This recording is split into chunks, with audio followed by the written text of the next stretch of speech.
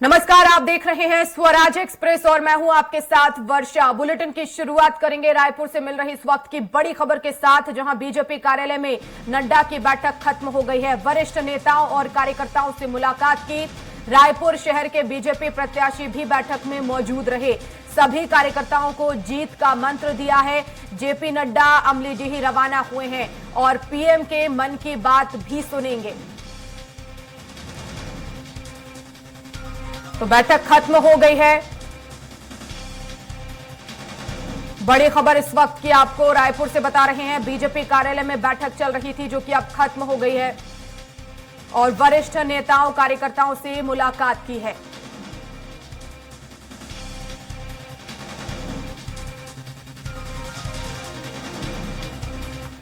तो आज पीएम नरेंद्र मोदी की मन की बात है और जेपी नड्डा मन की बात सुनाए। लाइव तस्वीरें इस वक्त आप देख रहे जितना हैं। आपका बजट बैठता लोकल पर जरूर खर्च करिएगा और वहीं पर खर्च कीजिएगा।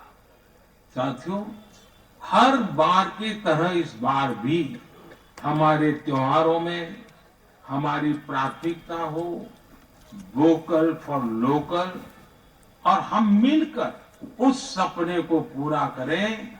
हमारा सपना है आत्मनिर्भर भारत। प्राथमिकता हो वोकल फॉर लोकल और हम मिलकर उस सपने को पूरा करें।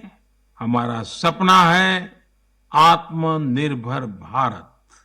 इस बार ऐसे प्रोडक्ट से ही घर को रोशन करें जिससे मेरे किसी देशवासी के पसीने की महक हो, मेरे देश के किसी युवा का टैलेंट हो, उसके बनने में मेरे देशवासियों को रोजगार मिला हो, रोजमर्रा की जिंदगी की कोई भी आवश्यकता हो, हम लोकल ही लेंगे।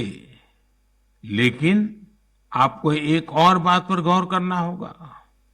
वोकल फॉर लोकल की ये भावना सिर्फ त्योहारों की खरीदारी तक के लिए सीमित नहीं है।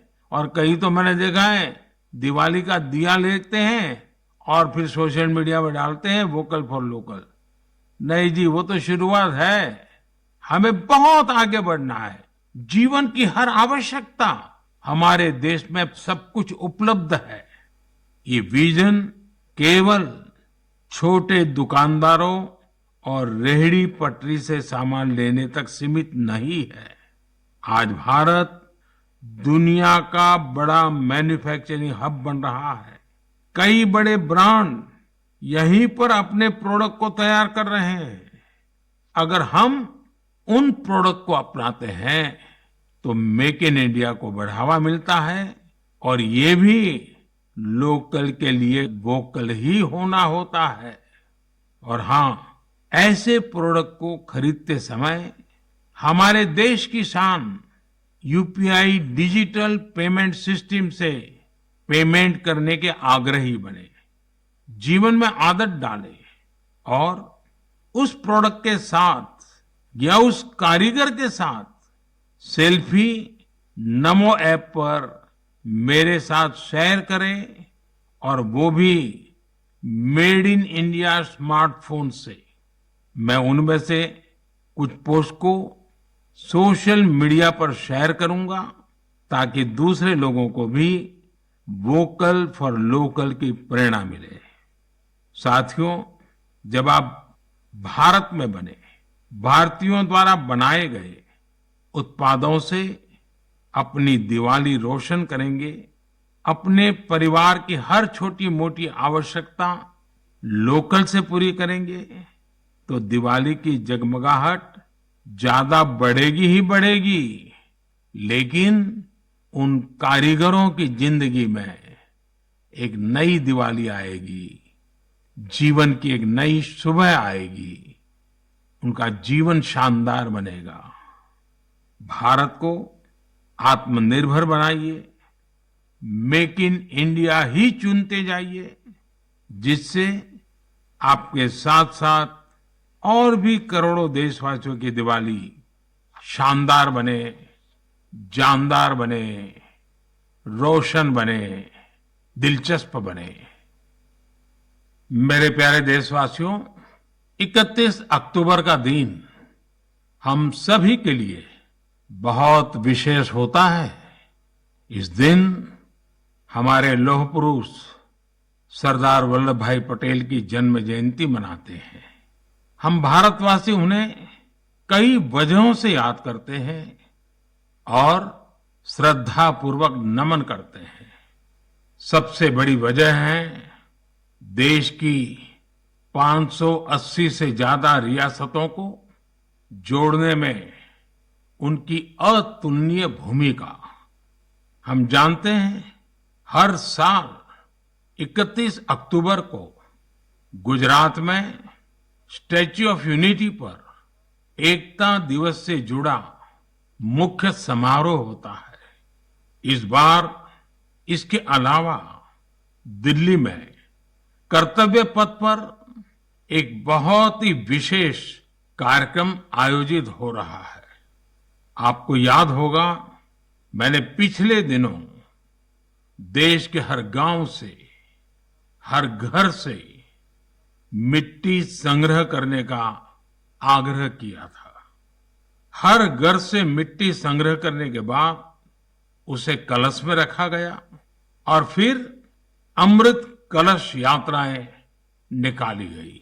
देश के कोने कोने से एकत्रित की गई ये माटी, ये हजारों अमृत कलश यात्राएं अब दिल्ली पहुंच रही है।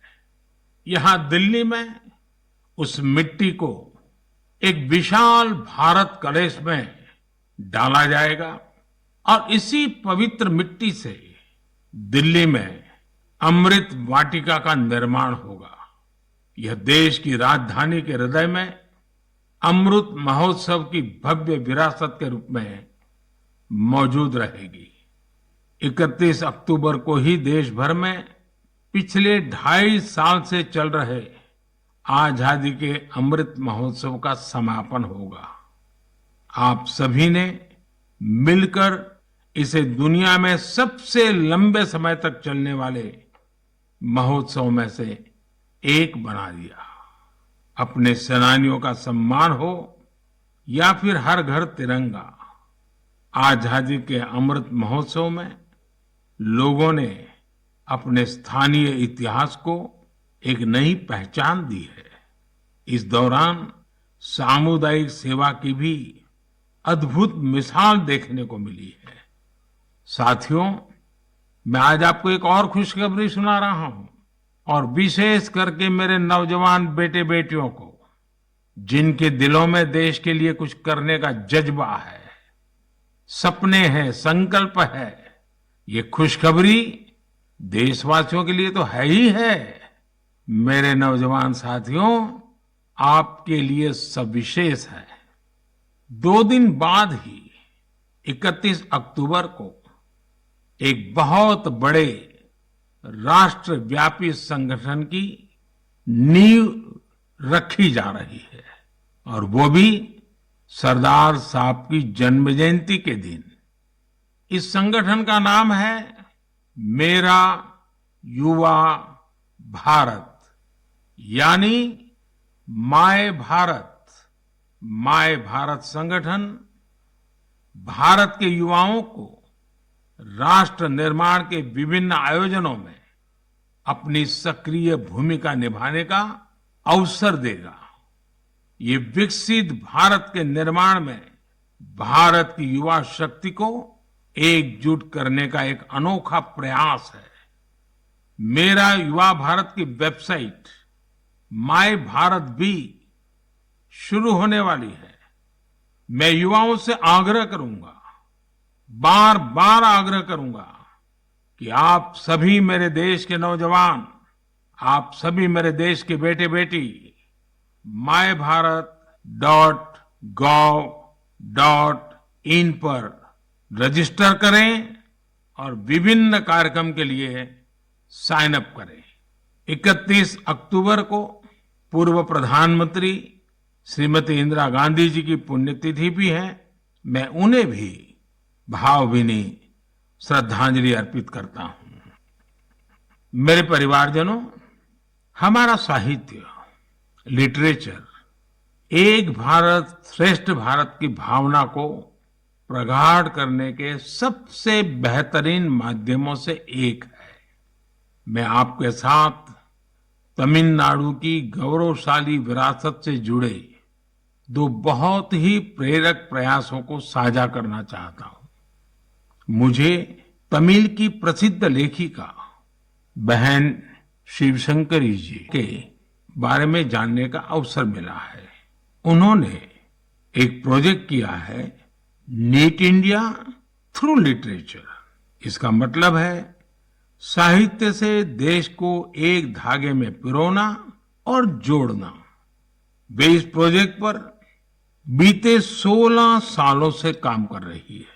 इस प्रोजेक्ट के जरिए उन्होंने 18 भारतीय भाषाओं में लिखे साहित्य का अनुवाद किया है। उन्होंने कई बार कन्याकुमारी से कश्मीर तक और इम्फाल से जैसलमेर तक देश भर में यात्राएं की, ताकि अलग अलग राज्यों के लेखकों और कवियों के इंटरव्यू कर सके। शिवशंकरी जी ने अलग अलग जगहों पर अपनी यात्रा की, ट्रैवल कमेंट्री के साथ उन्हें पब्लिश किया है। ये तमिल और अंग्रेजी दोनों भाषाओं में है। इस प्रोजेक्ट में 4 बड़े वॉल्यूम्स हैं और हर वॉल्यूम भारत के अलग अलग हिस्से को समर्पित है। मुझे उनकी इस संकल्प शक्ति पर गर्व है। साथियों, कन्याकुमारी के थिरु ए.के. पेरुमल जी का काम भी बहुत प्रेरित करने वाला है। उन्होंने तमिलनाडु के ये जो स्टोरी टेलिंग ट्रेडिशन है, उसको संरक्षित करने का सराहनीय काम किया है। वे अपने इस मिशन में पिछले 40 सालों से जुटे हैं। इसके लिए वे तमिलनाडु के अलग अलग हिस्सों में ट्रैवल करते हैं और फोक आर्ट फोरम्स को खोजकर उसे अपनी बुक का हिस्सा बनाते हैं। आपको जानकर आश्चर्य होगा कि उन्होंने अब तक ऐसी करीब 100 किताबें लिख डाली हैं। इसके अलावा पेरुमल जी का एक और भी पैशन है। तमिलनाडु के टेम्पल कल्चर के बारे में रिसर्च करना उन्हें बहुत पसंद है। उन्होंने लेदर पपेट्स पर भी काफी रिसर्च की है, जिसका लाभ वहां के स्थानीय लोक कलाकारों को हो रहा है। शिवशंकरी जी और ए.के. पेरुमल जी के प्रयास हर किसी के लिए एक मिसाल है। भारत को अपनी संस्कृति को सुरक्षित करने वाले ऐसे हर प्रयास पर गर्व है, जो हमारी राष्ट्रीय एकता को मजबूती देने के साथ ही देश का नाम, देश का मान सब कुछ बढ़ाए। मेरे परिवारजनों, आने वाले 15 नवंबर को पूरा देश जनजातीय गौरव दिवस मनाएगा। ये विशेष दिन भगवान बिरसा मुंडा की जन्म जयंती से जुड़ा है। भगवान बिरसा मुंडा हम सबके हृदय में बसे हैं। सच्चा साहस क्या है और अपनी संकल्प शक्ति पर अड़िग रहना किसे कहते हैं, ये हम उनके जीवन से सीख सकते हैं। उन्होंने विदेशी शासन को कभी स्वीकार नहीं किया। उन्होंने ऐसे समाज की परिकल्पना की थी जहां अन्याय के लिए कोई जगह नहीं थी। वे चाहते थे कि हर व्यक्ति को सम्मान और समानता का जीवन मिले। भगवान बिरसा मुंडा ने प्रकृति के साथ सद्भाव से रहना, इस पर भी हमेशा जोर दिया। आज भी हम देख सकते हैं कि हमारे आदिवासी भाई बहन प्रकृति की देखभाल और उसके संरक्षण के लिए हर तरह से समर्पित है। हम सबके लिए हमारे आदिवासी भाई बहन का ये काम बहुत बड़ी प्रेरणा है। साथियों, कल यानी 30 अक्टूबर को गोविंद गुरुजी की पुण्यतिथि भी है। हमारे गुजरात और राजस्थान के आदिवासी और वंचित समुदायों के जीवन में गोविंद गुरुजी का बहुत विशेष महत्व रहा है। गोविंद गुरुजी को भी मैं अपनी श्रद्धांजलि अर्पित करता हूं। नवंबर महीने में हम मानगढ़ नरसंहार की बरसी भी मनाते हैं।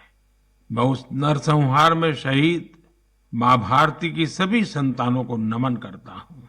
साथियों, भारतवर्ष में आदिवासी योद्धाओं का समृद्ध इतिहास रहा है। इसी भारत भूमि पर महान तिलका मांझी ने अन्याय के खिलाफ बिंगुल फूंका था। इसी धरती से सिद्धो कान्हू ने समानता की आवाज उठाई। हमें गर्व है कि जन योद्धा टंट्या भील ने हमारी धरती पर जन्म लिया। हम शहीद वीर नारायण सिंह को पूरी श्रद्धा के साथ याद करते हैं, जो कठिन परिस्थितियों में अपने लोगों के साथ खड़े रहे। वीर रामजी गौंड हो, वीर गुंडा धूर हो, भीमा नायक हो, उनका साहस आज भी हमें प्रेरित करता है। अल्लूरी सीताराम राजू ने आदिवासी भाई बहनों में जो अलग जगाई, उसे देश आज भी याद करता है। नॉर्थ ईस्ट में कियांग नोबांग और रानी गाइदिन्ल्यू जैसे स्वतंत्रता सेनानियों से भी हमें काफी प्रेरणा मिलती है। आदिवासी समाज से ही देश को राजमोहिनी देवी और रानी कमलापति जैसी वीरांगनाएं मिली। देश इस समय आदिवासी समाज को प्रेरणा देने वाली रानी दुर्गावती जी की 500वीं जयंती मना रही है। मैं आशा करता हूं कि देश के अधिक से अधिक युवा अपने क्षेत्र की आदिवासी विभूतियों के बारे में जानेंगे और उनसे प्रेरणा लेंगे। देश अपने आदिवासी समाज का कृतज्ञ है, जिन्होंने राष्ट्र के स्वाभिमान और उत्थान को हमेशा सर्वोपरि रखा है। मेरे प्यारे देशवासियों, त्योहारों के इस मौसम में इस समय देश में स्पोर्ट्स का भी परचम लहरा रहा है। पिछले दिनों एशियन गेम्स के बाद पैरा एशियन गेम्स में भी भारतीय खिलाड़ियों ने जबरदस्त कामयाबी हासिल की है। इन खेलों में भारत ने 111 मेडल जीतकर एक नया इतिहास रच दिया है। मैं पैरा एशियन गेम्स में हिस्से लेने वाले सभी एथलीट्स को बहुत बहुत बधाई देता हूं। साथियों, मैं आपका ध्यान special Olympics world summer games की ओर भी ले जाना चाहता हूं। इसका आयोजन बर्लिन में हुआ था। ये प्रतियोगिता हमारे इंटेलेक्चुअल डिसेबिलिटीज वाले एथलीटों की अद्भुत क्षमता को सामने लाती है। इस प्रतियोगिता में भारतीय दल ने 75 गोल्ड मेडल सहित 200 पदक जीते। रोलर स्केटिंग हो, बीच वॉलीबॉल हो, फुटबॉल हो या लोन टेनिस, भारतीय खिलाड़ियों ने मेडल्स की झड़ी लगा दी।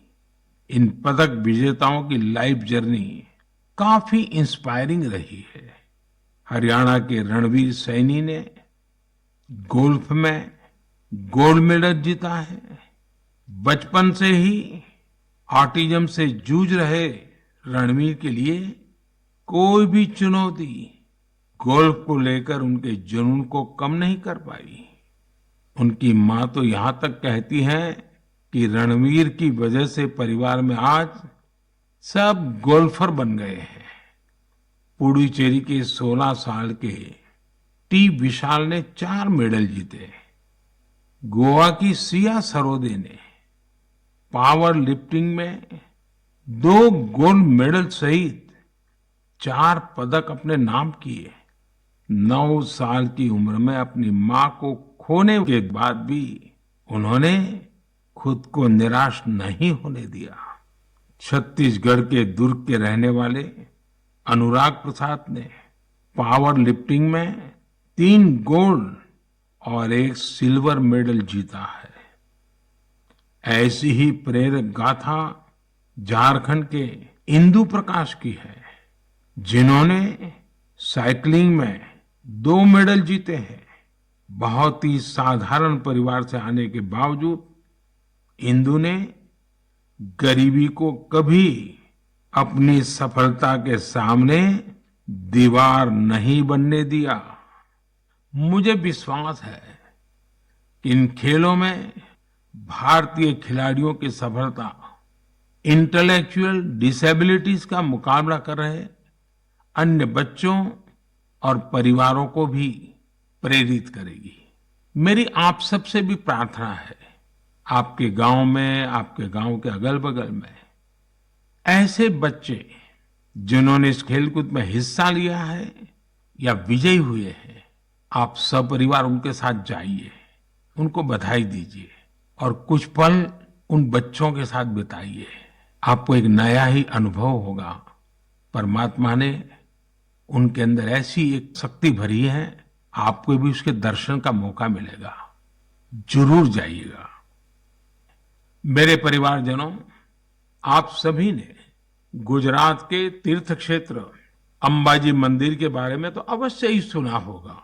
यह एक महत्वपूर्ण शक्तिपीठ है, जहां देश विदेश से बड़ी संख्या में श्रद्धालु मां अंबे के दर्शन के लिए पहुंचते हैं।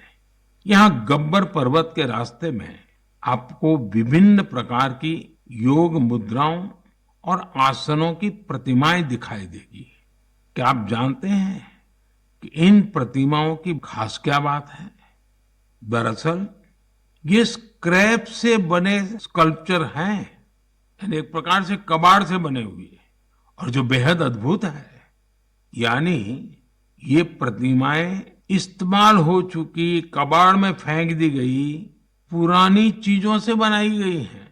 अंबाजी शक्तिपीठ पर देवी मां के दर्शन के साथ साथ ये प्रतिमाएं भी श्रद्धालुओं के लिए आकर्षण का केंद्र बन गई है।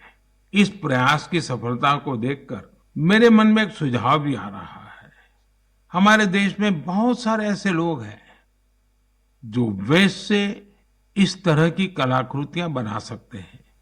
तो मेरा गुजरात सरकार से आग्रह है, वो एक प्रतियोगिता शुरू करे और ऐसे लोगों को आमंत्रित करे। ये प्रयास गब्बर पर्वत का आकर्षण बढ़ाने के साथ ही पूरे देश में वेस्ट टू वेल्थ अभियान के लिए लोगों को प्रेरित करेगा। साथियों, जब भी स्वच्छ भारत और वेस्ट टू वेल्थ की बात आती है तो हमें देश के कोने कोने से अनगिनत उदाहरण देखने को मिलते हैं। असम के कामरूप मेट्रोपॉलिटन डिस्ट्रिक्ट में अक्षर फोरम इस नाम का एक स्कूल बच्चों में सस्टेनेबल डेवलपमेंट की भावना भरने का, संस्कार का एक निरंतर काम कर रहा है। यहाँ पढ़ने वाले विद्यार्थी हर हफ्ते प्लास्टिक वेस्ट जमा करते हैं, जिसका उपयोग इको फ्रेंडली ईंटें और चाबी की चेन जैसे सामान बनाने में होता है। यहाँ स्टूडेंट्स को रिसाइकलिंग और प्लास्टिक वेस्ट से प्रोडक्ट बनाना भी सिखाया जाता है। कम आयु में ही पर्यावरण के प्रति ये जागरूकता इन बच्चों को देश का एक कर्तव्यनिष्ठ नागरिक बनाने में बहुत मदद करेगी। मेरे परिवारजनों, आज जीवन का कोई ऐसा क्षेत्र नहीं जहां हमें नारी शक्ति का सामर्थ्य देखने को नहीं मिल रहा हो। इस दौर में जब हर तरफ उनकी उपलब्धियों को सराहा जा रहा है, तो हमें भक्ति की शक्ति को दिखाने वाली एक ऐसी महिला संत को भी याद रखना है, जिसका नाम इतिहास के सुनहरे पन्नों में दर्ज है। देश इस वर्ष महान संत मीराबाई की 525वीं जन्म जयंती मना रहा है। वो देश भर के लोगों के लिए कई वजहों से एक प्रेरणा शक्ति रही है। अगर किसी की संगीत में रुचि हो तो वो संगीत के प्रति समर्पण का बड़ा उदाहरण ही है। अगर कोई कविताओं का प्रेमी हो तो भक्ति रस में डूबे मीराबाई के भजन उसे अलग ही आनंद देते हैं। अगर कोई दैवीय शक्ति में विश्वास रखता हो तो मीराबाई का श्री कृष्ण में लीन हो जाना उसके लिए एक बड़ी प्रेरणा बन सकता है। मीराबाई संत रविदास को अपना गुरु मानती थी। वो कहती भी थी, गुरु मिलिया रैदास दीनी ज्ञान की गुटकी। देश की माताओं, बहनों और बेटियों के लिए मीराबाई आज भी प्रेरणा पुंज है। उस कालखंड में भी उन्होंने अपने भीतर की आवाज को ही सुना और रूढ़िवादी धारणाओं के खिलाफ खड़ी हुई। एक संत के रूप में भी वे हम सबको प्रेरित करती है। वे भारतीय समाज और संस्कृति को तब सशक्त करने के लिए आगे आई जब देश कई प्रकार के हमले झेल रहा था। सरलता और सादगी में कितनी शक्ति होती है, ये हमें मीराबाई के जीवन काल से पता चलता है। मैं संत मीराबाई को नमन करता हूं।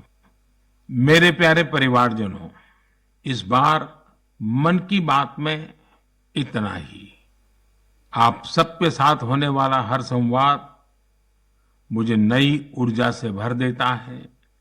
आपके संदेशों में उम्मीद और पॉजिटिविटी से जुड़ी सैकड़ों गाथाएं मुझ तक पहुंचती रहती है। मेरा फिर से आपसे आग्रह है, आत्मनिर्भर भारत अभियान पर बल दें, स्थानीय उत्पाद खरीदें, लोकल के लिए वोकल बने। जैसे आप अपने घरों को स्वच्छ रखते हैं, वैसे ही अपने मोहल्ले और शहर को स्वच्छ रखें। और आपको पता है, 31 अक्टूबर सरदार साहब की जयंती देश एकता के दिवस के रूप में मनाती है। देश के अनेक स्थानों पर रन फॉर यूनिटी के कार्यक्रम होते हैं। आप भी 31 अक्टूबर को रन फॉर यूनिटी के कार्यक्रम को आयोजित करें। बहुत बड़ी मात्रा में आप भी जुड़े, एकता के संकल्प को मजबूत करें।